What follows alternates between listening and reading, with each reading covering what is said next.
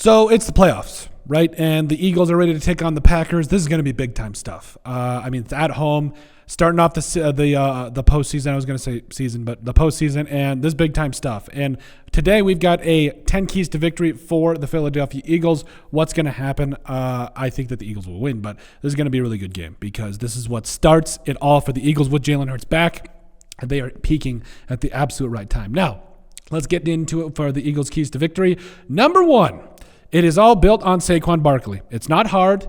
Feed this man the football, and everything else will be okay because Jalen Hurts is also ready for that revenge tour where, yes, it is all built on Saquon. I am not going to argue with that, but I do think that Saquon is that guy, and obviously Jalen Hurts and the rest of his passing game, it all goes through Saquon. But Jalen Hurts needs to be willing to throw this thing out, air this thing out, and make plays, even with his legs.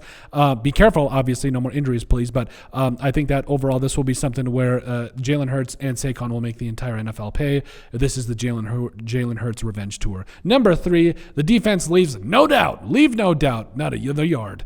If you guys don't know that movie, I don't know what to tell you. If you seriously, anyway, sorry, I'll let it go. Anyway, so defense needs to leave no doubt, getting after it, getting after Jordan Love, stopping the run. We'll get into that more of that later. But the defense has played like one of the best units, if not the best unit in the entire NFL this entire season.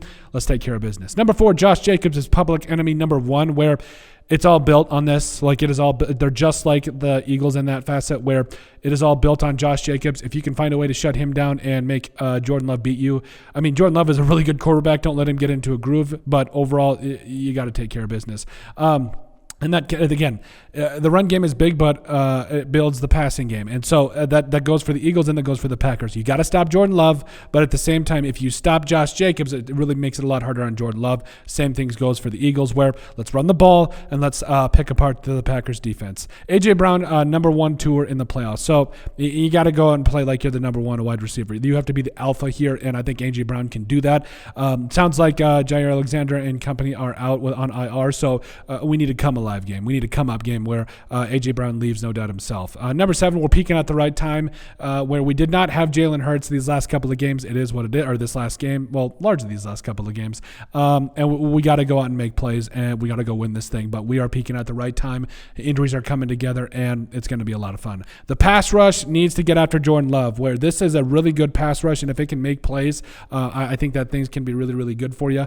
We need to extend drives as well. We need to find a way to stay on the field. And I think it will end up happening. And so I think that it's going to be one of those things where if you can ever get to a point where you are staying on the field and having the ball for the majority of the game, I mean, it's just normal stuff where if that happens, good things are going to happen for you. And then after that, obviously, we've got the red zone. We can't kick field goals, especially in the playoffs.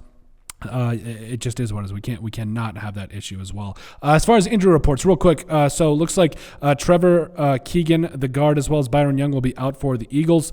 We also did have, as far as full participants, Jalen Hurts was limited on Wednesday, and then he was full on Thursday and Friday, so he'll be good to go. A.J. Brown was limited, was a DNP on Thursday with that knee/arrest day, and then he was full again on Friday, so we're good to go there. Kenny Pickett was limited all 3 days, as well as Will Shipley was limited, and then full. Dallas Goedert was full, and the rest of them were full. And so Devontae Smith did have a rest day on Friday, so definitely something to monitor there. But Christian Watson did tear his ACL, and that's just horrible. You wish nothing but the best for him. So he is out. Tadarius Slayton was limited. He is questionable. And then after that, they do have Zane Anderson, who is out with a concussion, but Jordan Love was limited in full these last 2 days, as was Malik Willis. So it is what it is. Edrin Cooper limited all week. He is going to go into the game with a questionable designation, as will Quay Walker. So we'll see. Javon Bullard was limited all 3 days.